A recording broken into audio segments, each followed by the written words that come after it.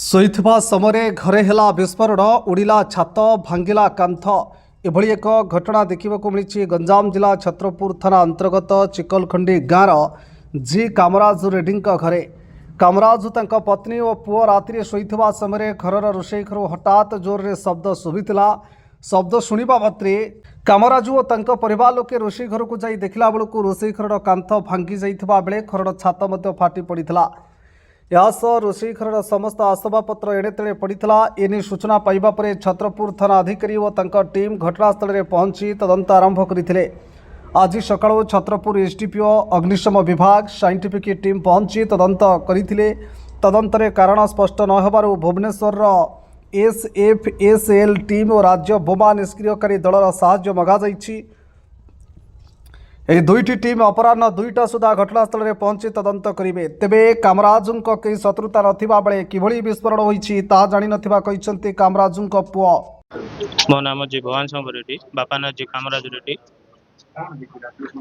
ରାତିରେ କିଏ ବୋମା ବିସ୍ଫୋରଣ କି ଡିଟୋନେଟ୍ କ'ଣ ବିସ୍ଫୋରଣ କରିଛନ୍ତି ସନ୍ଦେହ କରୁଛୁ ଆମେ। ପୋଲିସ ପୁରା ତଦନ୍ତ କଲେ ଆମକୁ ଜଣା ପଡ଼ିବ ସାର୍। ବାପା ମା ମୁଁ 11:40 ସାର୍। କାଉ ମାଡ଼ ହେଇନି, ଘର ସବୁ ପୁରା ନଷ୍ଟ ହେଇଯାଇଛି। ଘର ଆସବାବପତ୍ର ଘର ଶତ୍ରୁତା ତ ସେମିତି କିଛି ନାହାନ୍ତି। ଆମେ ଏଠି ରହୁନୁ, ମାଙ୍କର ଅପରେସନ ହେଇଛି, ମା ବାପା 2 ଜଣ ହିଁ ରୁହନ୍ତି ଏଠି। ନାଇଁ କାଲି ରାତିରେ ଘଟଣା ଘଟିଛି। ଘଟଣା ଖବର ପାଇଲା ପରେ ଆମେ ସମସ୍ତ ଘଟଣାସ୍ଥଳକୁ ଆସିଥିଲୁ। ତେଣୁ କ'ଣ ପାଇଁ ଏମିତି ହୋଇଛି সেটা আমি জনাইনি। ସେଥିପାଇଁ ଘଟଣାସ୍ଥଳରେ ଆମର electric department, bomb squad, scientific team, surveyor ସମସ୍ତେ ଉପସ୍ଥିତ ଅଛନ୍ତି। ସିନିୟର ଅଫିସର ବି ଉପସ୍ଥିତ ଅଛନ୍ତି। ଆମର ତଦନ୍ତ ଚାଲିଛି। ଏପର୍ଯ୍ୟନ୍ତ ଘର ଆମକୁ ଯାହା ଲାଗୁଛି ଘର ଭିତରୁ ହିଁ ଫୁଟିଛି। ଆଉ କୋଉ କାରଣ ଫୁଟିଛି, କେମିତି ଫୁଟିଛି ସେଟା ତଦନ୍ତ ଚାଲିଛି। ନା ସେଟା ଏପର୍ଯ୍ୟନ୍ତ ଆମକୁ କିଛି ଜଣା ପଡୁନି। ତାଙ୍କର ସେମିତି କିଛି ଶତ୍ରୁତା କାହା ସାଙ୍ଗରେ ନଥିଲା। हाँ साइंटिफिक टीम में सब टीम आसिक घटनास्थल उपस्थित होगी और सब दिगरू तनख हो। मो ना भगवान बेहरा, मो चिकलखंडी सरपंच।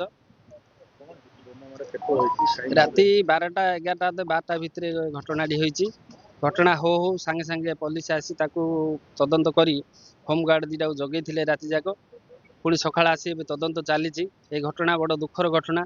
ये पंचायत केबे घटना हेनी। एटा हेची बोली समस्त मन रे गोटे दुखर विषय वातावरण खेल रही। सेटा बोमा माड कि ना विस्फोरण किसी जना पड़ुनी। तदंत हेले जना पड़िबो से डायनामाइट ना ना डायनामाइट बोली हमको अनुसंधान जना पड़छि, किंतु टीम आसिले ही जना पड़ियो तार घटना कोन। मो ना बी शंकर रेड्डी, मो चिकलखंड निवासी। नहीं एक्जाक्टली बोमा माड़ बोली आमे से टर्म टा दे परिबेनी। बोमा विस्फोरण होईची, किंतु बोमा केते मात्रा रही कौन पे तार तदंत पुलिस अनुसंधान टीम पहुंची गले। एडीपी सर आसर आमर अन्य पुलिस अफिसर मैंने भी आसछंती तदंत करुछंती। एटा चिकलखंडी पंचायत चिकलखंडी गाँव प्रथम घटना। मु अनुरोध करी प्रशासनिक सेवा एवं पुलिस मान को कि जेते शीघ्र हम आर तदंत करा जाऊ। जो भयर वातावरण टाक दूर करा जाऊ।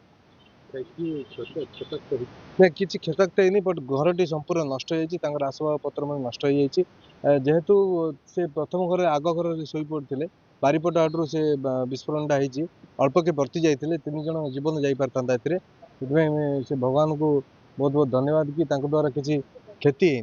Bureau report Konark news 24।